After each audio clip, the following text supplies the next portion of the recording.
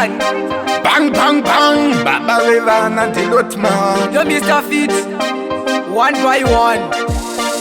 So one of them, they got the birthday, kubaka baka, smackdown, kubaka baka. Ishenzi, kubaga baga, jabs, kubaga baga. Unyango vakatora makete yeku uptown kunu havatonge Ghetto redu, unyango shika omasei zvakarodza sei hatipude Ghetto redu. Maminista isutiri varidzi, vafudzi vakasiyana nembudzi. Ghetto redu, mayuti avamire kusasabhati kumakomato kwedu kupasabhati. Ghetto redu, Ghetto redu moto, stepo yedu moto, kuno hatitongwe.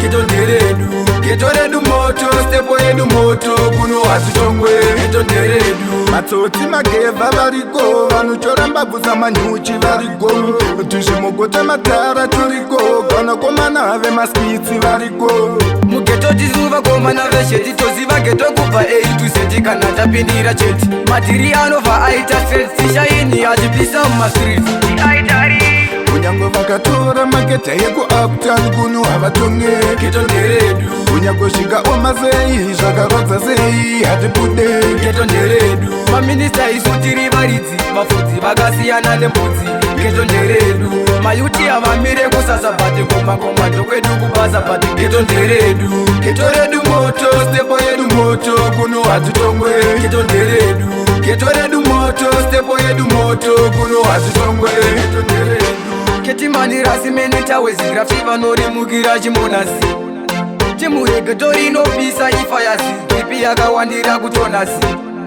zvinhu zvese zvinotangira mugeto dzingave dzengoma dzinobuda nemugeto mukoma bigmani vanobva kugeto kana ishe yenzi tinawo mugeto unyango vakatora mageta yeku uptown kunu havatonge Ghetto redu, unyango svika omasei zvakarodza sei hatipude Ghetto redu. Maminista isutiri varidzi, vafudzi vakasiyana nembudzi. Ghetto redu, mayuti avamire kusasabhati kumakomato kwedu kupasabhati. Ghetto redu, Ghetto redu moto, stepo yedu moto, kuno hatitongwe. Ghetto redu, Ghetto redu moto, stepo yedu moto, kuno hatitongwe. Ghetto redu, matsotsi magevha variko vanotora mbabvu samanyuchi variko tuzvimogota matara turiko vanakomana vemaskitsi variko mugeto tizuva komana veshe titoziva geto kubva A-Z kana tapindira chete. Madhiri anobva aita straight tishaini achipisa mumastriti